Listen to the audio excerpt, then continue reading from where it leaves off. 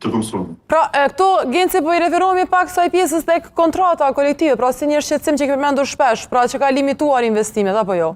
Saktë, deri më tani kontrata kolektive vetë komunën e Iztogut e ka prek me rreth 8.9 milion euro, marrë parasysh që buxheti total i investimeve kapitale vjetore të komunës së Iztogut është mesatarisht rreth 3.5 milion euro, që i bën që është dëmtuar në një mandat të plot të kryetarit prej 4 vjetëve tërësia e investimeve kapitale, po fal edhe një përkrahjes të konsiderueshme nga ana e qeverisë me disa projekte më të mëdha, po fal edhe të realizimit të mirë të hyrave vetanore komunale, kemi arrit disi të mbijetojmë me pjesën e investimeve dhe shërbimeve në raport me qytetarët.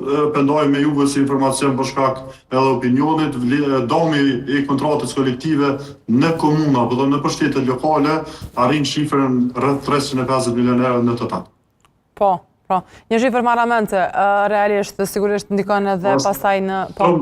Po shumë shqetësuese, për shkak se pe që orienton pjesën e planifikimit afatgjatë të komunave, edhe po është shumë sfiduese mandej që me nxon planifikimin edhe me dalë në fjalë në raport edhe me qytetarin. Po, pikrisht. Po mirë që sërove, Genci. Fara në fund një pyetje, pra kam për këtë pjesën e mbeturinave dhe menaxhimit të tyre. Si qëndron Iztogu? Nuk është që nuk kemi pasur ankesa, por si qëndron kjo? Unë mendoj, po kjo është një dhonë reale dhe statistikë publike.